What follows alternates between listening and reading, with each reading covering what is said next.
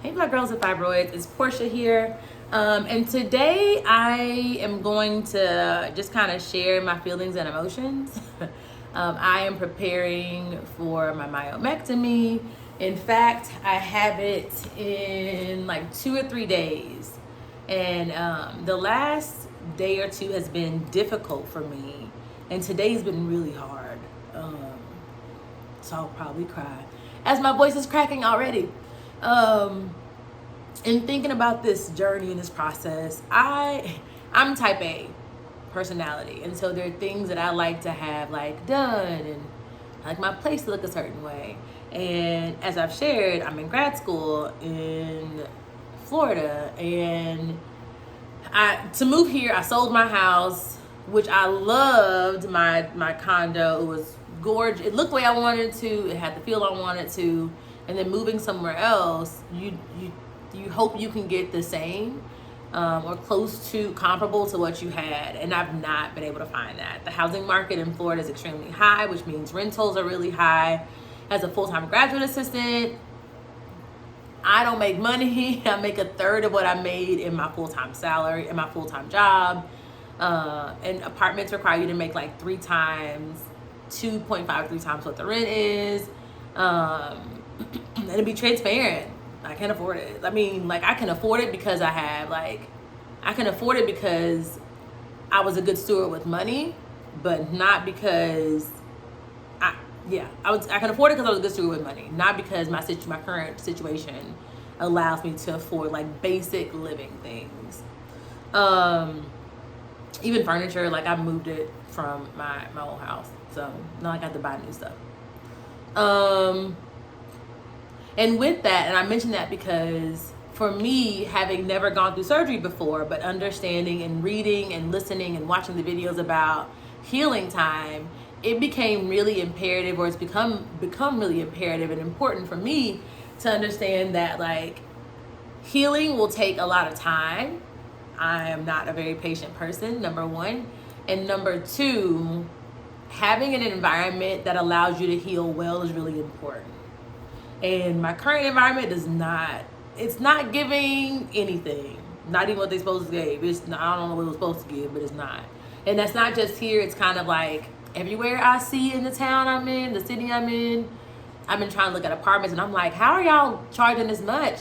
And it looks like this. Like I've seen like, and I am not shaming like trailer parks, because I have family that owns them and lives in them, whatever, and they have nice ones. But these trailer parks look like it should be condemned, and they're charging like $1,300 a month to live there. Okay? And so those are things that have been difficult for me because, again, I know that the healing part is going to be painful and uncomfortable.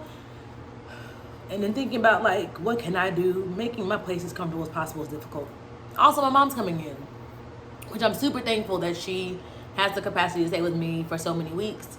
And can do it, but I want the house to be comfortable for her too, and so trying to do things to make it more inviting, I've been trying, and I don't think I'm doing a very good job. I have to buy a new couch. I should say have to. I feel like I need to buy a new couch because right now the seating area that I have is this chair and then a love seat, which does not allow me to lay flat or stretch out in it. And again, listening and watching videos, that's gonna be really important.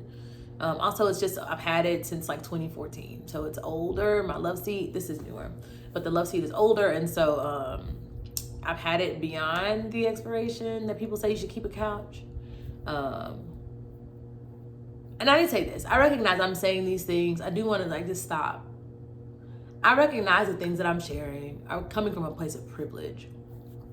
And I often talk about privilege of understanding like just educational privilege and medical privilege. I want to say that I fully recognize that. And even in my privilege, it doesn't make it any less real how I feel. Right? My feelings aren't less valid because I don't have it harder than someone else. And I'm quick to tell myself, Portia, other people have it harder. And I get that. And I do what I can to like, again, support, be a better steward. What things am I doing both on the ground, and I try, right? And in this moment, very much so, I am just not in a good headspace because the place I'm coming to, like last night, there was a lizard on the ceiling. And that shouldn't be a big deal. But I don't want to have to sit in bed and think about a lizard falling on me or crawling on me at night. Everybody keeps telling me Florida just has lots of bugs. I am not accustomed to that, folks. I'm just not. And I consider myself like super bougie. I'm not accustomed. And that seems to be this whole city. Like I've found maybe 2 like pretty parts of the city. I've lived here since January. And I'm like, oh, this is where the nice stuff is. And people are like, oh no, you're where the nice stuff is. I'm like, houseway. I don't think people understand the same concept of niceness. Again, that's said in a really, that's a really privileged place. But nonetheless, this is me being really vulnerable. And if you're gonna comment, like, say what you will, it is what it is. I get it. But no. So I'm thinking about like my space, coming back here, having to be here for 4 to 6 weeks, trying to heal, knowing that I won't have full motion of my body the way I'm accustomed to it. I do a lot of moving around, and I enjoy walking, and I like working out, and I like to cook, and all these things that I know I won't be able to do as quickly, and that's a loss for me. And then and that's a big loss. Like, I don't take for granted, again, privilege, I don't take for granted my abilities, like, right? I recognize that part of my identities, and one identity I don't think about often is one around access, or physical ability and access and moving around. And I know that's going to shift. I won't be able to do things that I want to do, right? And again, if I think about being in a place for 4 to 6 weeks, this is not the place that I want to be in and heal for 4 to 6 weeks. Like, this place makes me sad. I won't say depressed because I don't think that's fair. It makes me sad to be in. So I go outside, I do things. I started volunteering, and I just know I won't be able to do that as quickly. So that's something that I think about. Another thing that I'm really worried about is that deals with surgery are scars. I recognize that having fibroids removed, again, a privilege, having them removed will take away something that needs to be taken away, but it's also going to leave something. It's going to leave scars. And I don't consider myself extremely vain. I don't think I'm extremely vain. But that is something that I had not considered before, was like, and I've talked about like my body already, and this not being my body, and having to adjust like what I wear and how I think about myself. But that's going to be so amplified, knowing that I may have like 4 to 5 incisions. And again, it may sound privileged. I'm gonna give myself the space to feel it. I'm gonna give myself the space to feel all the things. And I think about that a lot. And I don't know if other people sit and think about it as a loss, but I am. Do I have a napkin? Please? No? That's what's up. That's fine. So my surgery, and I'm sure people go through the same thing. Because mine are so large, my doctor wants to do like a laparoscopic looking around to see what's happening with me first. So that's like 3 or 4 incisions at the top. And I wear this on purpose at the top of my abdomen.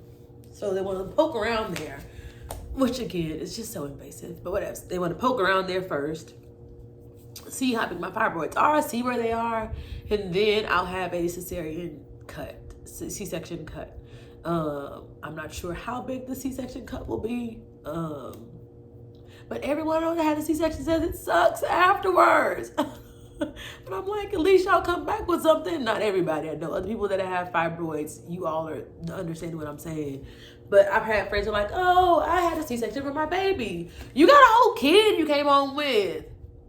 I mean, and if that's what you wanted, like, muzzle off. I'm having C-section cuts, and then that's it. And the doctor said, he told me, he's like, we'll let you know if you have kids, if you could never have a VBAC, vaginal birth after cesarean. And I'm like, I gotta think about that now. And I'm worried about the cuts being ugly. I told my mom, and I told Matthew, I was like, I'm gonna have all these scars everywhere. I'm gonna have to get Thug Life on my permission and a girlfriend tattooed on me.